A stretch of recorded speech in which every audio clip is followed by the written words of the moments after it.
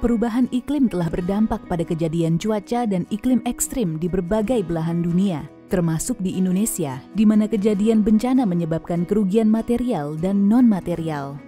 Namun, dengan upaya yang tepat, kota dapat mengurangi kerentanan dan menghindari kerugian. Inilah yang dilakukan oleh Climate Resilient dan Inclusive Cities. Mari menuju Bandar Lampung, kota yang setiap tahun berjibaku dengan kejadian banjir.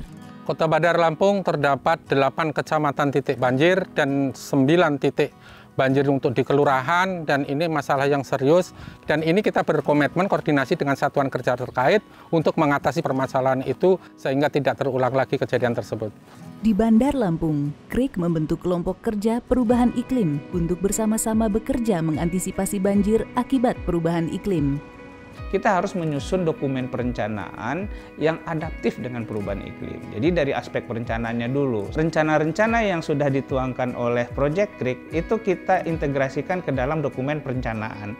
Baik dalam rencana kerja pemerintah daerah maupun dalam RPJMD kita. Nah, kebetulan Kota Bandar Lampung sekarang kan sedang menyusun RPJMD 2021-2026. Dan ini selaras dengan tujuan pembangunan yang berkelanjutan atau SDGs, di mana salah satu tujuan SDGs itu kan adalah tahan terhadap perubahan iklim. KRIK juga mendukung pengembangan sistem peringatan dini banjir yang melibatkan berbagai pihak. Kita punya yang namanya peta daerah rawan banjir.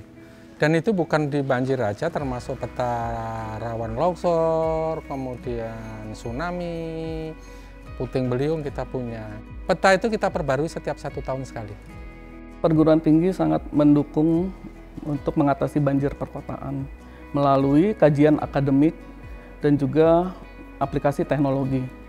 Aplikasi yang digunakan itu bisa berupa alat sebagai pendeteksi early warning system atau peringatan dini, dan juga simulasi banjir melalui numerical model.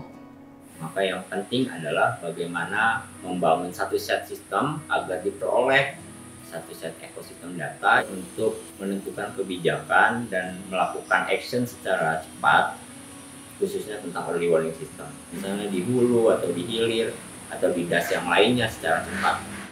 BMKG rutin membuat namanya perakiraan cuaca harian, bahkan diupdate sehari 2 kali. Ada juga perakiraan cuaca hingga 3 hari ke depan, bahkan hingga 7 hari ke depan. Nah, mungkin yang perlu diperbaiki adalah proses penyampaian diseminasinya harus diperluas jaringannya dengan cara melibatkan stakeholder terkait sebagai mitra kami seperti BNPB atau BPBD, SAR, dan lain-lainnya.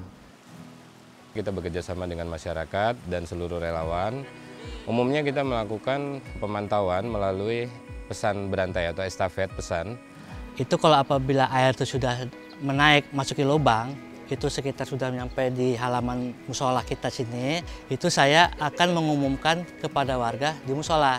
Seperti umumannya seperti perhatian air sudah naik 1-3 kali. Udah setelah itu mereka langsung bergegas yang menutup pintu-pintu dapur mereka. So 2 elements are very important for me. The first one is going to be the population involvement and the stakeholders in charge of the resilience strategy to be the most important operator for this early warning system.